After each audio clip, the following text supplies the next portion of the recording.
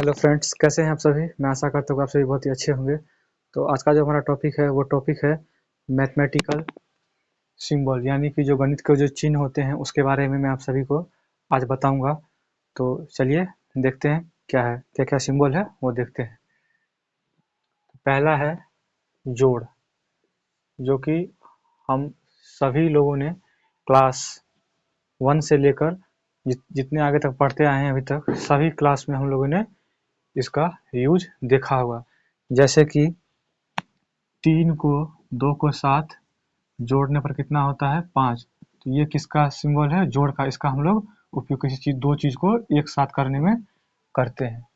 अगर ये वीडियो आप सभी को अच्छा लग रहा है तो आप सभी वीडियो को लाइक जरूर करें और चैनल को सब्सक्राइब जरूर कर दें, और जितने भी नए वीडियो हैं वो आप सभी तक जल्द से जल्द पहुंच पाए।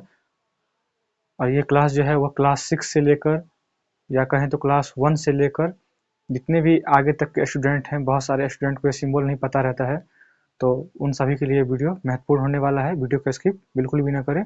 इसके बाद और भी है, अभी मैंने यहाँ पे 20 तक लिया है, फिर मैं इससे आगे भी और लूँगा, तो वीडियो को आप लोग स्किप बिल्कुल भी ना करें। तो देखिए अब है यहाँ पे घटाव, जिसको हम लोग इंग्लिश में सब्ट्रैक्शन बोलते हैं। क्या बोलते हैं? सब्ट्रैक्ट। इसको शॉर्ट में बोलते हैं सब्ट्रैक्ट। पूरा नाम इसका क्या है? सब्ट्रैक्शन। पूरा नाम इसका है सब्ट्रैक्शन। इसको शॉर्ट में सब्ट्रैक्ट भी बोलते हैं। तो इसका जो ये चिन्ह है ये है सब्ट्रैक्ट का। इसका उपयोग किसी भी चीज़ को जब हम लोग को कम करना होता है तब हम लोग करते हैं। जैसे 5 में से अगर हम मान लीजिए 3 में से हम लोग को 2 कम करना है तो क्या करेंगे? यहाँ पे जोड़ का चिन्ह नहीं देंगे, हम लोग को घटाव का चिन्ह देंगे। 3 में से अगर 2 कम होगा तो कितना हो जाएगा? 1। इस जगह पे हम लोग जब किसी चीज़ को हम लोग कम करना होता है तो वहाँ पे हम लोग माइनस का यानी कि घटाव का, सब्ट्रैक्शन का यूज़ करते हैं। अब आते हैं तीसरा जो है वो है गुना। इसको इंग्लिश में मल्टीप्लिकेशन कहा जाता है। इंग्लिश में मल्टीप्लिकेशन कहा जाता है, इसे मल्टीप्लाई भी कहते हैं। इसका उपयोग कब किया जाता है? जब किसी भी चीज़ को जल्दी से जोड़ना रहता है। कब किया जाता है? जब किसी भी चीज़ को जल्दी से जोड़ना रहता है। जैसे कि मैं एग्जांपल लेता हूँ, आप सभी यहाँ पे देखिए 15 15 15 15 15। इस 15 को हमको 5 बार क्या करना है? जोड़ना है। तो 15 को अगर हम लोग 5 बार जोड़ेंगे तो बहुत समय लग जाएगा। इससे अच्छा होगा कि हम लोग 15 को 5 से मल्टीप्लाई ही कर देंगे, फिर भी उतना ही आएगा, जोड़ने के बाद भी उतना ही आएगा। इसको भी जोड़ेंगे तो 75 आएगा, और इसको भी मल्टीप्लाई करेंगे तो 75 ही आएगा। ठीक है। तो सॉल्यूशन को, जो हमारा कैलकुलेशन है उसको आसान करने के लिए हम लोग को चिन्ह जो है वह ज़्यादा आसान कर देता है। चिन्ह का उपयोग करने से कैलकुलेशन को आसान कर सकते हैं, कैलकुलेशन के उपयोग से। अब जो चौथा है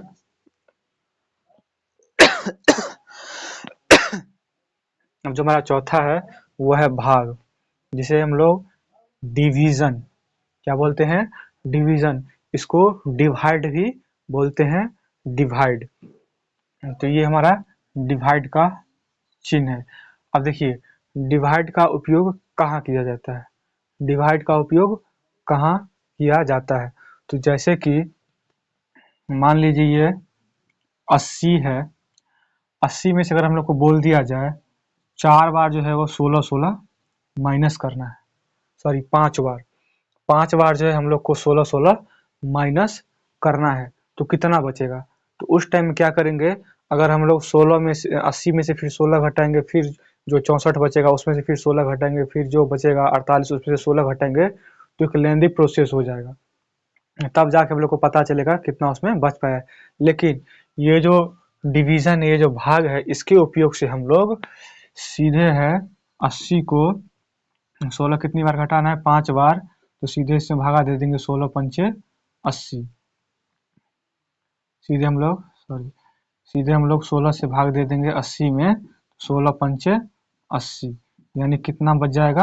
अगर 16 को हम लोग 80 में से अगर 5 बार घटा लेंगे कितना बच जाएगा? 0 बच जाएगा। तो इसका उपयोग यहाँ पे जल्दी निकालने के लिए किया गया है। ठीक है।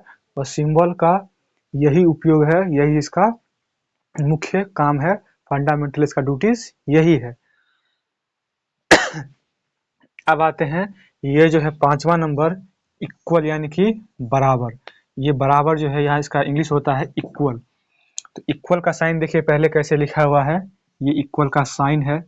दो इस प्रकार से अगर लाइन हम लोग दे देते हैं, ये इक्वल का साइन हो जाता है।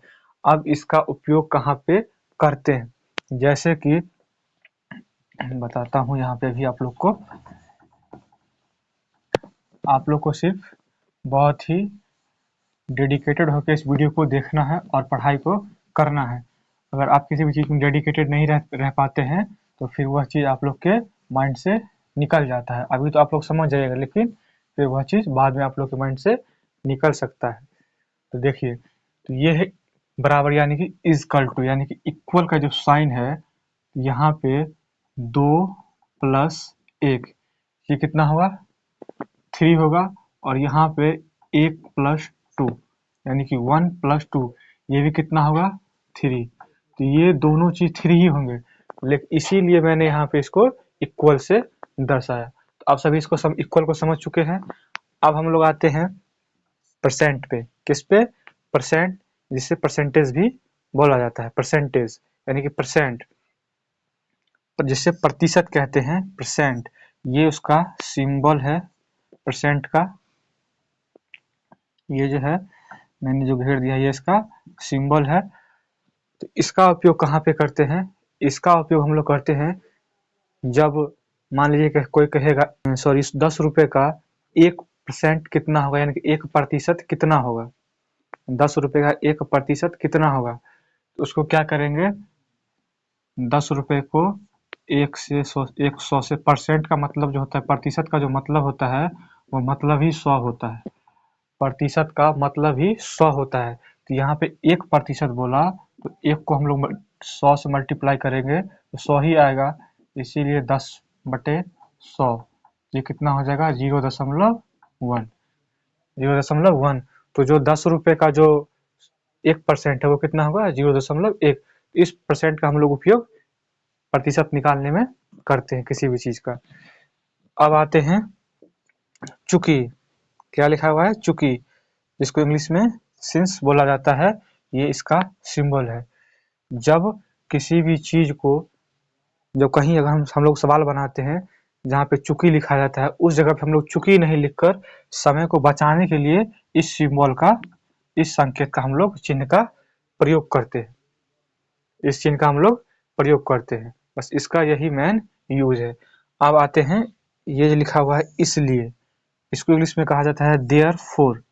देयरफॉर, जैसे कि कोई हम लोग मैथ का, मान लीजिए आप लोग कोई मैथ का सवाल बना रहे हैं एग्जाम में, और आपके पास समय बहुत ही कम है, तो आप लोग अगर वहाँ पे देयरफॉर लिखना स्टार्ट कर दीजिएगा, देयरफॉर अगर आप लोग वहाँ लिखना स्टार्ट कर दीजिएगा, या इसलिए अगर लिखना स्टार्ट कर दीजिएगा वहाँ पे, तो आप लोग के पास समय और कम होता चला जाएगा, आप लोग का क्वेश्चन छूटने की संभावना ज़्यादा रहेगी। तो उस जगह पे क्या करेंगे, हम लोग सीधा देयरफॉर और इसलिए को नहीं लिखकर सीधा हम लोग इसका जो संकेत है ये, इसको हम लोग लिख देंगे, ये बिल्कुल सही माना जाएगा।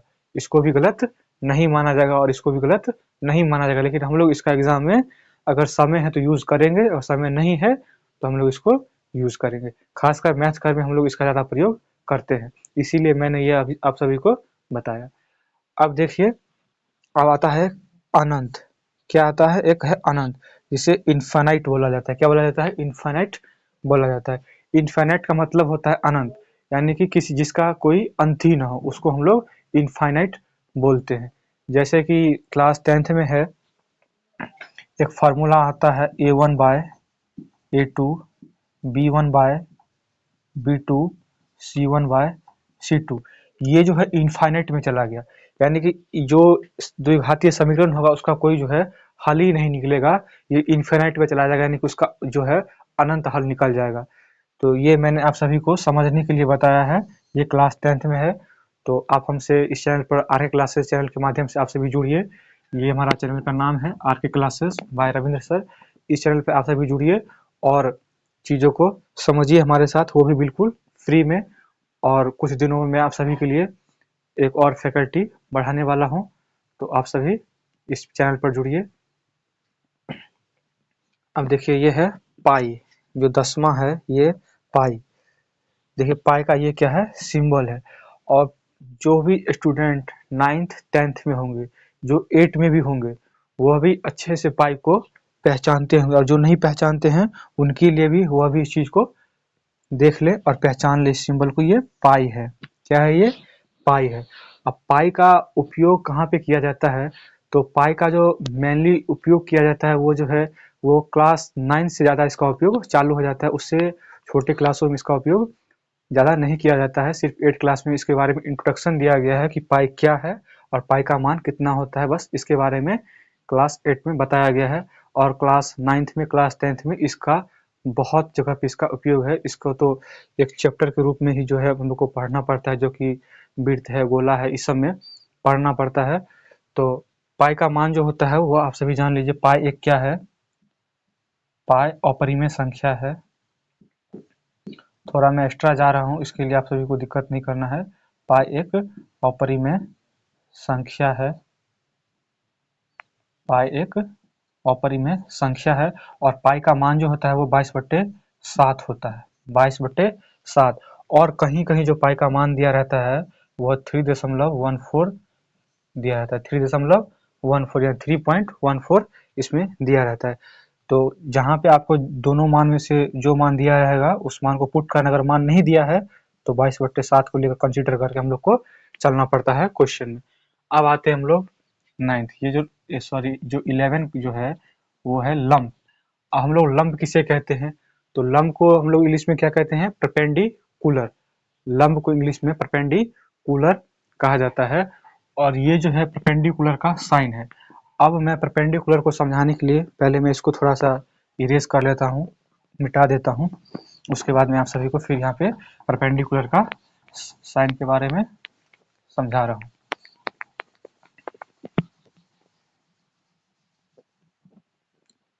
देखिए ये जो परपेंडिकुलर का ये साइन है, ये परपेंडिकुलर का साइन है।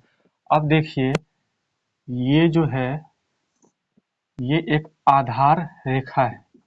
मान लीजिए ये एक घर है, ये क्या है, एक घर का दीवार है, ठीक है। इसको मैं A B C D, बस मैं इसको इतना मान लेता हूँ। अब हमको बोलेगा बताइए इससे परपेंडिकुलर ये जो है D और C जो है किस पे खड़ा है।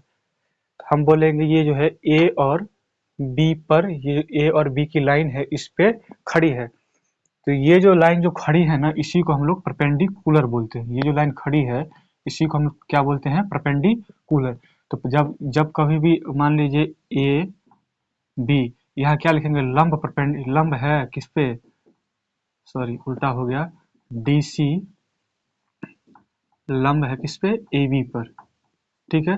हम लोग इसको ऐसे भी लिख सकते हैं, लेकिन इसको ये थोड़ा अच्छा नहीं लग रहा है। क्या नहीं लग रहा है, थोड़ा सा अच्छा नहीं लग रहा है। तो इसको जो है शॉर्ट फॉर्म में और सुंदरता के लिए किस प्रकार से लिखा जाएगा, जो DC लंब है वह AB पर है। अब देखिए ये कितना मैथमेटिकली रूप से कितना अच्छा लग रहा है देखने में, मैथमेटिकली रूप से कितना अच्छा लग रहा है। तो इसलिए हम लोग सिंबल का उपयोग करते हैं, यानी कि संकेत का उपयोग हम लोग करते हैं। तो आप लोग सिंबल भी यानी कि परपेंडिकुलर भी आप लोग ये वाला समझ चुके हैं। अब जो होता है ये थीटा, जो 12 नंबर में है जो थीटा, तो थीटा का आप लोग पहले संकेत देख लीजिए। तो थीटा का उपयोग जो है वो हम लोग को 9th में नहीं है, वो हम लोग 10th से हम लोग थीटा के बारे में जानना शुरू करते हैं। जैसे कि 10th में आएगा साइन 30 डिग्री का मान बताइए, साइन 30 डिग्री। तो यहाँ 30 डिग्री का स्थान कितना हो सकता है, 30 डिग्री का स्थान पे यहाँ पे थीटा हो सकता है, sine theta, cos theta, tan theta. इस प्रकार से थीटा का मान जो है वो हम सभी को दे सकता है। तो आप लोग थीटा भी समझ गए, थीटा क्या है, एक सिंबल है। क्या है, थीटा एक सिंबल है। अब देखिए फाई, ये 13 है, ये क्या है, फाई। इसका सिंबल आप सभी देख लीजिए किस प्रकार से फाई का। तो फाई भी क्या है, एक प्रकार से सिंबल। इस थीटा को हटा के यहाँ पे फाई भी दिया जा सकता है। थीटा को हटा कर यहाँ पे फाई भी दिया जा सकता है। इसका उपयोग जो है वह 10th से ऊपर क्लास के स्टूडेंट के लिए ही बेहतर माना जाता है और अच्छे से समझ भी पाते हैं। अब है उसी प्रकार से 14 में जो है बीटा, तो बीटा भी जो है वह कहाँ पे इसका उपयोग ज़्यादा से ज़्यादा है, वह 9 से शुरू हुआ। ऐसे माने तो इसका शुरुआत जो है 8 से भी है, जैसे alpha square plus beta square का फार्मूला। तो इस प्रकार से भी हम लोग जो है, जैसे ए स्क्वायर प्लस बी स्क्वायर का फार्मूला, तो यहाँ पे ए स्क्वायर का स्थान हम लोग अल्फा लिख सकते हैं और बीटा लिख सकते हैं। तो बीटा का उपयोग क्या है, एक सिंबल के तौर पर किया जाता है। ठीक है, अब है बराबर नहीं, यानी कि नॉट इक्वल। नॉट इक्वल का मतलब हुआ, जैसे ये 5 है और ये 4 है, क्या ये दोनों बराबर हैं? बराबर अगर नहीं रहेगा तो बराबर का चिन्ह देकर इसको बीच से एक लाइन क्रॉस कर देना है तिरछा, तो ये क्या हो जाएगा, बराबर नहीं, यानी कि 5 जो है वो 4 के बराबर नहीं है। ठीक है, अब जो है वो है वर्गमूल, यानी कि जिसको हम लोग स्क्वायर रूट बोलते हैं। क्या बोलते हैं? Square root. तो वर्गमूल का जो चिन्ह होता है, वो सिंबल जो होता है वो इस प्रकार से होता है। जैसे कि हम लोग को बोल देगा रूट में देके ऐसे, वर्गमूल में 16, तो 16 का वर्गमूल कितना होता है? 16 का वर्गमूल 4 होता है। 16 का वर्गमूल 4 होता है। इसका मतलब हुआ यहाँ पे 2 इसका छिपा रहता है। इसका मतलब हुआ 4 का स्क्वायर यानी कि 16, 4 का स्क्वायर यानी कि 16। अब आते हैं हम लोग घनमूल। घनमूल यानी कि क्यूब रूट। क्यूब का मतलब होता है 3, क्यूब का मतलब होता है 3 और रूट का मतलब होता है मूल। तो रूट का मतलब होता है मूल, तो ये इसका संकेत हो गया किसका? घनमूल का। ठीक है, अब हम लोग आते हैं अनुपात। अनुपात का जो इंग्लिश होता है वो होता है रेशियो। मैं इंग्लिश इस जगह पे इसलिए बता रहा हूँ क्योंकि जो छोटे बच्चे होंगे, जैसे कि जो क्लास 4th में होंगे, 5 में होंगे, उनके लिए अभी से ही इंग्लिश, इस सभी चीज़ों को अगर आता रहेगा और इस पे ध्यान देंगे तो उनका इंग्लिश भी बेहतर होगा। और उनको 12th में भी पढ़ना है, अगर वो मैथ स्ट्रीम से जाते हैं या साइंस में जाते हैं तो उनको ये चीज़ पढ़ना पड़ेगा मैथ में। तो इसलिए अभी से ही आप लोग इंग्लिश पे ज़्यादा फोकस कीजिए और इंग्लिश को बेहतर इम्प्रूव कर पाइए अपने आप में। और जो क्लास 9th-10th के स्टूडेंट हैं वो और ध्यान देंगे तो उनके लिए तो और भी बेहतर होने वाला है। इसीलिए मैं इन सभी का इंग्लिश भी आप सभी को साथ साथ में बताते हुए जा रहा हूँ। तो रेशियो, अब देखिए रेशियो का मतलब क्या होता है? रेशियो का मतलब होता है जैसे कि 3:4। किसी मान लीजिए कोई कहेगा 3:4 लिखिए, तो आपको सिंबल पता रहना चाहिए। सिंबल इसलिए पता रहना चाहिए, आप लोग वहाँ ये नहीं लिख दीजिएगा 3 अनुपात ऐसे हिंदी में करके आप लोग लिखना चालू नहीं कर दीजिएगा कि 3:4 हम इस प्रकार से लिखेंगे, क्योंकि वहाँ पे आपको कोई जो है मूर्ख बना सकता है। इसलिए क्योंकि आप सभी सीनियर स्टूडेंट है, क्लास 9th-10th में है, तो आप सभी को इसका संकेत पता होना चाहिए अनुपात का कि 3:4 हम लोग कैसे लिखेंगे। ठीक है, और इसको पता होने से आप सभी के लिए कंपटीशन का भी जो सिलेबस है उसमें भी अनुपात समानुपात चीज जो है वो पढ़ना पड़ता है। तो वहाँ के भी लिए आप सभी को ये चीज को जानना जरूरी है। अब हम लोग आते हैं समानुपात। समानुपात, समानुपात का मतलब प्रोपोर्शन, यानी किसी चीज को कितने समानुपात में किस चीज में मिलाया जाए। तो समानुपात का मतलब होता है, समानुपात का देखिए ये जो है, ये चिन्ह जो है किस चीज का है? समानुपात का है। तो जैसे कोई बोलेगा 4:5, सॉरी 4:5 बोलेगा, तो हम लोग को क्या करना है? ऐसे प्रकार से लिखना है 4:5। ये नहीं कि 4 के बीच में हम लोग समानुपात बीच में लिख दें, तो वो लिख सकते हैं लेकिन वो थोड़ा मैथमेटिकली रूप से थोड़ा अच्छा नहीं लगेगा। तो इसलिए जो है 4:5 इस प्रकार से हम लोग लिखेंगे। अब जो हमारा लास्ट है वो लास्ट है 20, जो कि है सिग्मा। तो सिग्मा को हम लोग इस प्रकार से यूज करते हैं। इसका मतलब होता है समेशन। इसका मतलब सिग्मा का जो मतलब होता है वो होता है समेशन। जैसे कि आप सभी माध्य चैप्टर में, जो क्लास 10th में है माध्य, क्लास 9th में भी है और क्लास 8 में भी है, जो माध्य होता है वह सिग्मा एफ एक्स बट्टे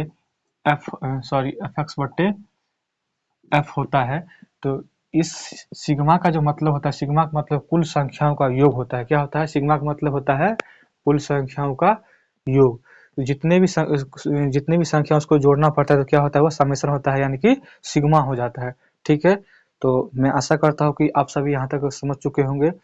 तो इसी प्रकार के वीडियो देखने के लिए हमारे यूट्यूब चैनल आर्य क्लासेस को आप सभी सब्सक्राइब कर लीजिए और जितना से जितना ज़्यादा हो सके इस चैनल को आप सभी प्यार दीजिए और इस चैनल पर जुड़िए, क्योंकि जो 1 फरवरी है 2025 से हम लोग का क्लास 10th और क्लास 9th दोनों का ऑफलाइन और ऑनलाइन दोनों ही मोड में क्लास चालू होने वाला है।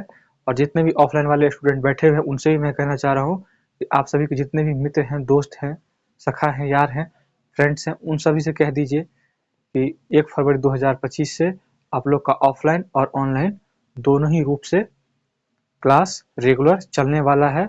इधर एग्ज़ाम चालू होगा और इधर नया बैच भी स्टार्टअप हो जाएगा। तो आप सभी देरी बिल्कुल भी न करें, क्योंकि यह बैच बिल्कुल भी फ्री है, बिल्कुल ही क्या है, फ्री है। तो आप सभी को भूलना नहीं है, हमारे यूट्यूब चैनल आरके क्लासेस पे जरूर जुड़े और चैनल को सब्सक्राइब जरूर कर ले और बेल आइकन की घंटी भी जरूर दबा दें ताकि जितने भी नए वीडियो हैं वो आप सभी तक जल्द से जल्द पहुंच पाए। तो मिलते हैं आप सभी से फिर नेक्स्ट वीडियो में, तब तक के लिए धन्यवाद, गुड नाइट।